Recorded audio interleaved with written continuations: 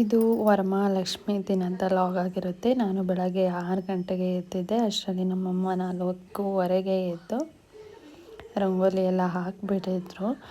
ಮತ್ತು ತೋರಣ ಎಲ್ಲ ಕಟ್ಬಿಟ್ಟು ಹೂವೆಲ್ಲ ಮುಡಿಸಿದ್ರು.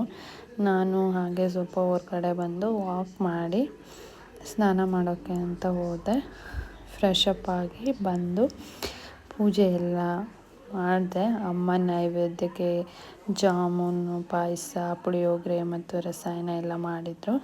ಆಮೇಲೆ ಹಸುಗೆ ಪೂಜೆ ಮಾಡಿ ಅದಕ್ಕೆ ಸ್ವಲ್ಪ ತಿನ್ನೋಕ್ಕೆ ಕೊಟ್ಬಿಟ್ಟು ನಾನು ಬಿಸಿನೀರು ಕುಡಿದೆ 1 ಗ್ಲಾಸ್.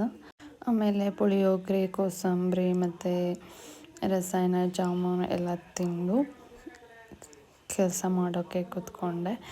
ಕೆಲಸ ಮಾಡ್ತಾಯಿದ್ದೆ. ಆಮೇಲೆ ಮಧ್ಯದಲ್ಲಿ ಸೀಬೆಹಣ್ಣು ತಿಂದೆ. ಆಮೇಲೆ ಸ್ವಲ್ಪ ಪುಳಿಯೋಗರೆ ತಿಂದು 4:15 ಗಂಟೆ ಆಗಿತ್ತು. ಹೊರಗಡೆ ಸುತ್ತಾಡ್ಕೊಂಡು ಬಂದು ಲಾಗಿನ್ ಮಾಡಿ ಒಂದು ಸ್ವಲ್ಪ ಕೆಲಸ ಎಲ್ಲ ಮಾಡಿಕೊಂಡು 8:15ಗೆ ಶಟ್ ಡೌನ್ ಮಾಡಿ ಊಟ ಮಾಡಲಿಲ್ಲ. ಇವತ್ತು ಬೇಗನೆ ಮಲ್ಕೊಂಡೆ. ನೆಕ್ಸ್ಟ್ ವಿಡಿಯೋದಲ್ಲಿ ಸಿಗ್ತೀನಿ. ಅಲ್ಲಿ ತನಕ ಬಾಯ್.